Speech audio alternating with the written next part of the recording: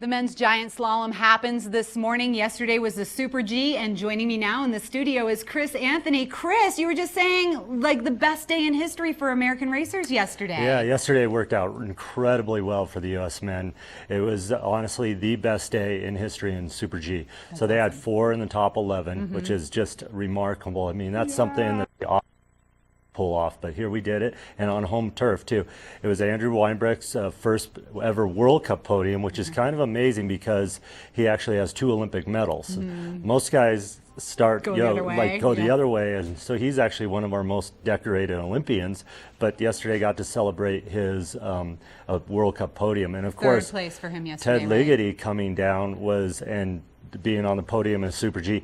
I mean, we all know Ted Ligety as Mr. GS, but he actually won a World Championships in Super G in 2013, and he hasn't been on the podium or on the top of the podium or anywhere on the podium actually since that date. So that was quite remarkable, his day. But what happened yesterday was pretty neat because he's a turner, obviously. Today's his day, and yesterday with the shortened course and everything, it worked out to Ted's advantage. He really was able to make up some time in the technical bottom part of the course. Okay, so all about guys right now, but up in Canada, Lindsay's killing it. Yeah, so Lindsay Vonn, of course, won her 17th in a row on Lake Louise, and then her 69th World Cup, which is, so she is long ahead of she's the most winningest female skier on the World Cup in history. And she's actually, so she's at 69.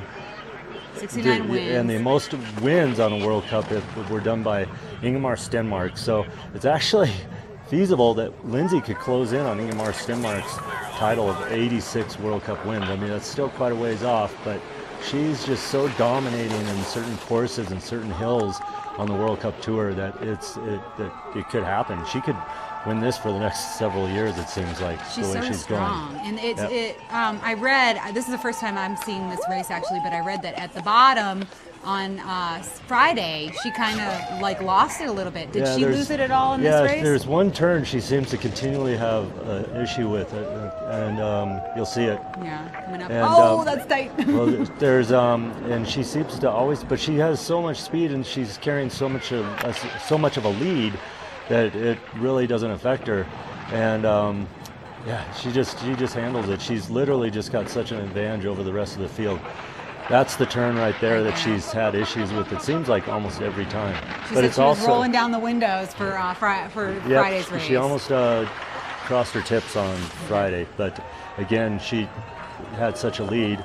And she's just carrying more speed than everybody else. She's fast. That girl is fast. She's on fire. Yeah. That's another song we could start singing this morning. Michaela's racing today, kind of a big deal. Yep, so Michaela's racing technical stuff, and Michaela's already got a couple wins this year. Lindsay and Michaela could fight for the overall World Cup title this year. Both of them from different angles. Michaela's more of a technical skier. She is getting into the speed, and Lindsay, of course, dominates the speed. So it could be interesting, their little battle this year. As far as today, the men's GS up there, an interesting stage is set because you have Marshall Hirscher, who actually is a GS skier too, and won the Super G yesterday in front of Ted. Those guys have such a rivalry, it's unbelievable. Oh my gosh. And so today, Ted, he's dominated this course for 6 victories. Maybe he'll get his 7th, but he's got Hirscher. Those two just go back and forth. Winning second, kind of like that. Okay, are you going to say you think Ligaty's going to take the lead today? They were on his home hill. After yesterday, he was looking great. I got to go with Ligety today. It's going to be another battle between Ligety and Hirscher. And but the rest of the Americans, Tommy Ford is skiing really well in GS, so it's going to be an exciting day up there. So come on up. The first run takes place, and what they do is then they cut it down to 30 people and then reverse the 30. So you come up for the first run. It's the entire field, but the action happens that second run when it goes reverse order, and hopefully what we'll have is Ted or Hirscher or one of the other Americans sitting there right in those last 5, and we'll have a nice battle for the around 12 12:30 or 1 o'clock today. All right, Chris, thank you. I know you're super busy, so thanks a lot for coming in this morning and explaining to us the ins and outs of these racers. It's so exciting right now, especially around Beaver Creek. Thank you a lot.